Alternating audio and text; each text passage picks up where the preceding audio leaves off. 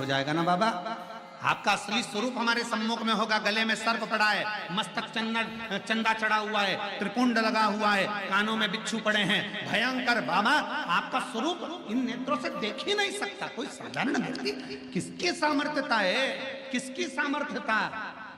भगवान राम जी ने जब रामेश्वर धाम की स्थापना करी, भगवान कृष्ण ने जब शिवलिंग की स्थापना करी, भगवान राम जब रामेश्वर धाम की स्थापना करते हैं, स्थापना करते समय जब शिवलिंग का निर्माण करते हैं, निर्माण करते करते तुरंत उसी समय पर माता सीता स्थापना के लिए हनुमान जी के कहने पर रावण के साथ में आती हैं और प्राण प्रतिष्ठा के लिए बैठती हैं। तो माता सीता राम जी से कहती, प्रभु आप शंकर भगवान के इतने बड़े भक्त हो, आप शिव जी के इतने बड़े भक्त हो, आपको शिवलिंग की स्थापना करना पड़ रही है। प्रभु आप शंकर भगवान को कहते तो शंकर भगवान आ जाते, आपने शिवलिंग की स्थापना क्यों करी है? सती सीता माता पूछ रही हैं। प्रभु आप कहते तो भोलेनाथ जितना जाते, माता पार्वती के साथ आ जाते, परंतु आपने ये शिवलिंग की स्थापना क्यों करी?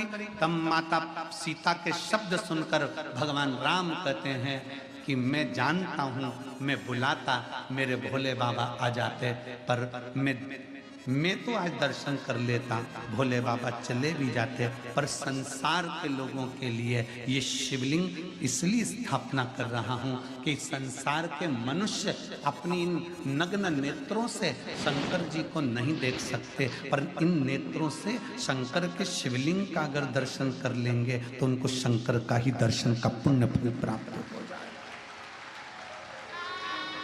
कई लोग कहते हैं विश्वनाथ की धरा मेरे भोले बाबा की धरा है, तो भोलेनाथ यहाँ विराजते क्यों नहीं है? शिव महापुराण की कथा कहती है संसार का मनुष्य अपने नेत्रों से शिव का दर्शन नहीं कर सकता। उसको दर्शन करने के लिए कौटि कौटि ना जाने कितने कितने जन्म लेना पड़ेंगे, और जन्म लेने के बाद भी शंकर का दर्शन नहीं कर सकता, क्योंकि वो शिव को पहचान नहीं सकता। इसलिए भगवान शंकर एक लिंग के स्वरूप में विराजमान रहते हैं। ये 12 ज्योतिर्लिंग क्यों कहते हैं? ज्योतिर्लिंग का मतलब है कि वहां ज्योति है, वहां बल है, वहां अग्नि है, वहां का केवल दर्शन मात्र ही जीव के पापों को नष्ट कर देता है।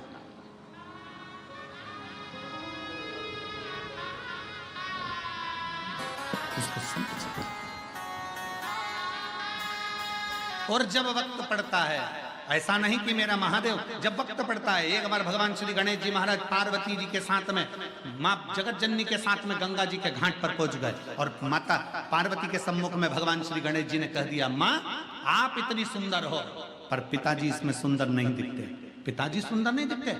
पार्वती मैया ने गणेश जी का हाथ पकड़ा और हाथ पकड़ कर कहा, गणेश आज तो तुमने ये शब्द कह दिया, आगे से शब्द मत कहना, क्योंकि तुम्हारी पार्वती मैया से भी 1000 लाख गुना सुंदर कालदर्शी कैलाश।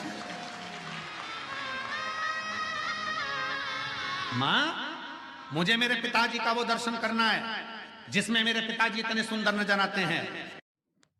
शंकर के लिए माता पार्वती जी ने उसी समय कह दिया कि पुत्र गणेश को आपका सुंदर स्वरूप का दर्शन करना है। कौन सा स्वरूप? शंकर भगवान से माता पार्वती जी कहती हैं, कर्पूर गौरम करुणावतारम, आपका वो स्वरूप जो कपूर की तरह निर्मल, बड़ा सुंदर स्वरूप है, एक बार दर्शन करा।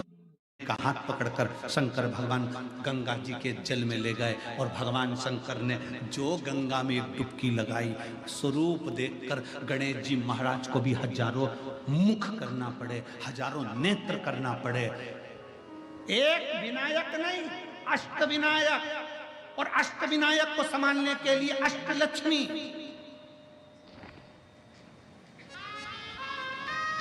और केवल अष्टलक्ष्मी नहीं, अष्ट सिद्धि, नवनिधि, सब कुछ एकत्रित हो गए।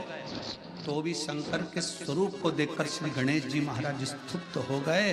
हाथ जोड़कर अपने पिताजी से कहा, मुझे ये स्वरूप अब मत दिखाओ, आपसे हाथ जोड़ता हूं, आप मेरी मैया से ज्यादा सुंदर हो, अब मुझे नहीं दर्शन करना, आपको प्रणाम करता हूं,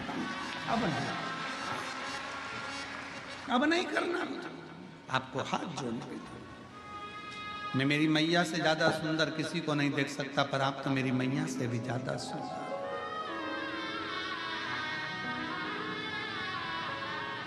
कितने सुंदर, कितने, उनकी सुंदरता का क्या वर्णन, क्या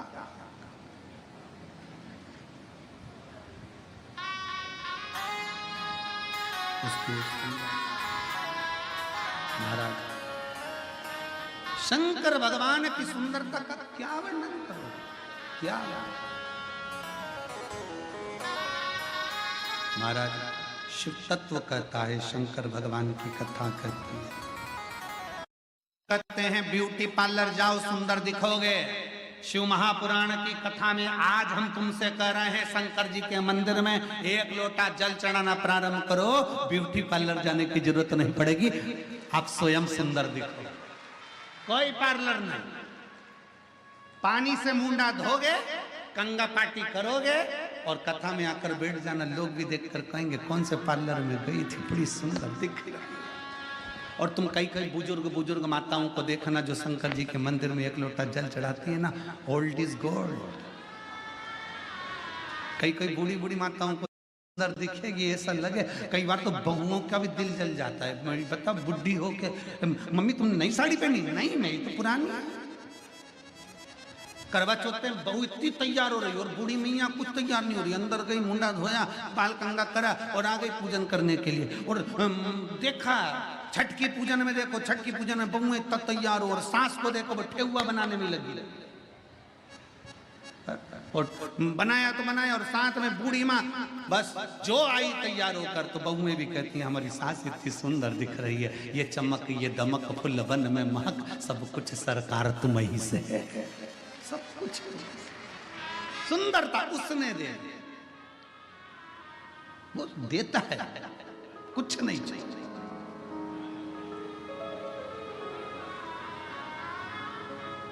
ये संत साधु सन्यासी तपस्वी साधक उपासक बाबा ये जितने होते हैं ना, इनको देखना, इनके भजन का बल इतना प्रबल होता है कि इनके चेहरे की चमक बढ़ती चली जाती है बिना क्रीम के। और फिर निवेदन है, क्रीम की चमक 2-4 साल की होती है और अच्छे कर्म की चमक मरते दम तक होती है।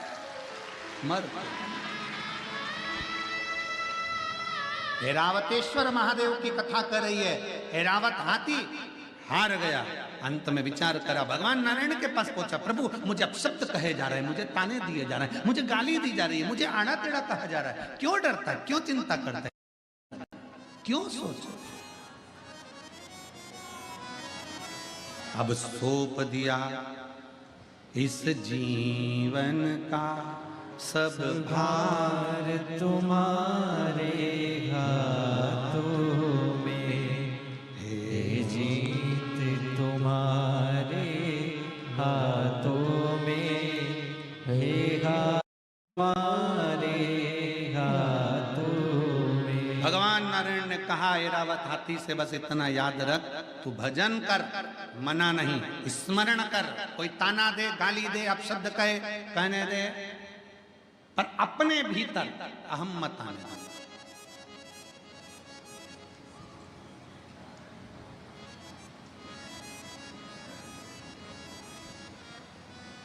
हाथ ठंड में काम करना बंद कर देते और दिमाग घमंड में काम करना बंद कर देता है।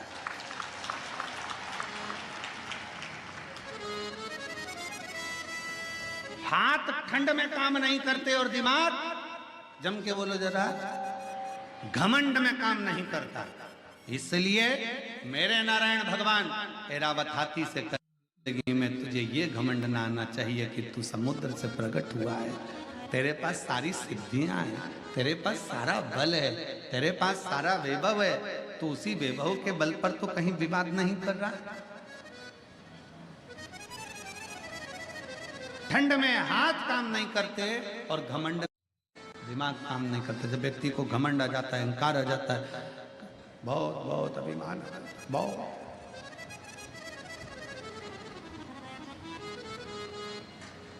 कल महाराज जी हमको जब भी सतुआ बाबा जी के साथ में मिलना होता है, बैठना होता है, दिमाग काम करना बंद कर देता है। तो क्या करोगे? में हाथ काम करना बंद कर देते हैं तो क्या काम नहीं करोगे? जम के बोलो जरा। अरे बोलो तो जम के करोगे ना? कैसे करोगे? कैसे करोगे?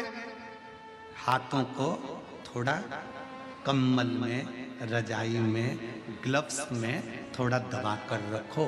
थोड़ा दबा कर रखोगे तो उसमें गर्मी रहेगी तो काम कर सकोगे। उसी तरह दिमाग को थोड़ा शिव पुराण में दबा के रखो तो जिससे ये घमंड उत्पन्न नहीं होगा, गर्मी बनी रहेगी। शिव महापुराण की कथा, भगवान शंकर की कथा, शिव तत्व की कथा यह हमको सिखाती है।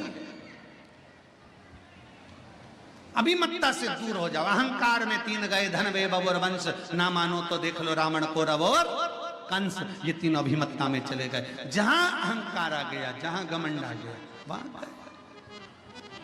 चले गए।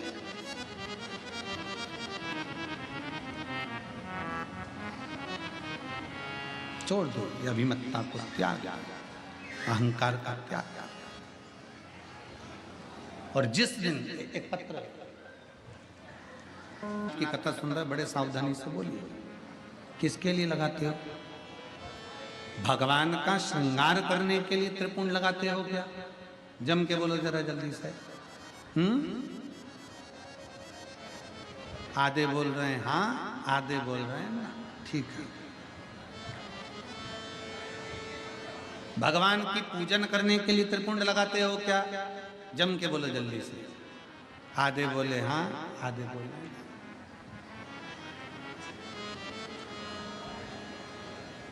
त्रिपुंड किसके लिए लगाया जाता है? लिंग पुराण की कथा कहती है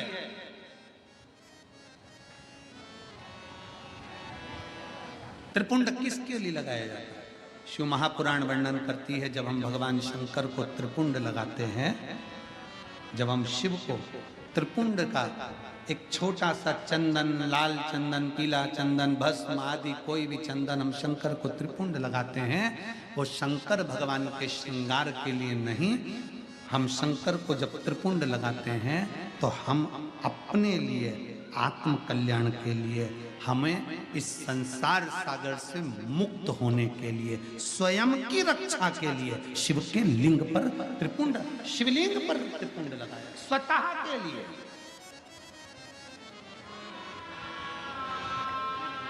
अब एक त्रिपुंड हो गया शिवलिंग का, किसके लिए लगाया? जम के बोलो जरा। अपने लिए। अब दूसरा त्रिपुंड भगवान शंकर को त्रिपुंड लगाया स्वतः के लिए।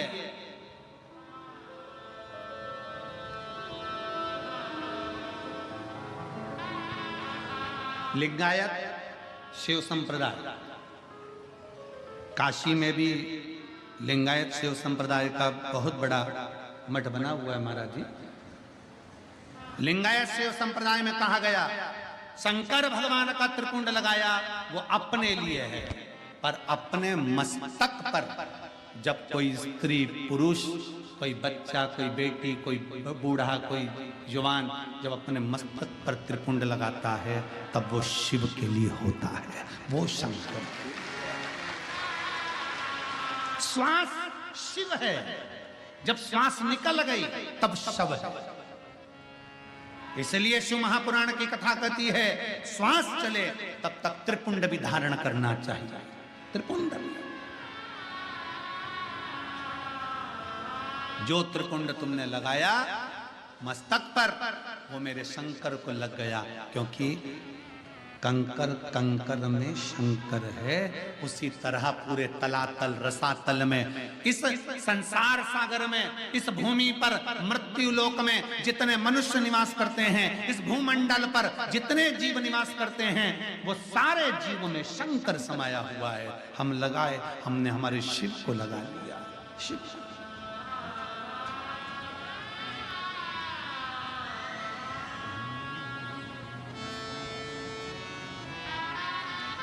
महादेव नमन चरणों में स्वीकार कीजिए, सबका किया है मेरा।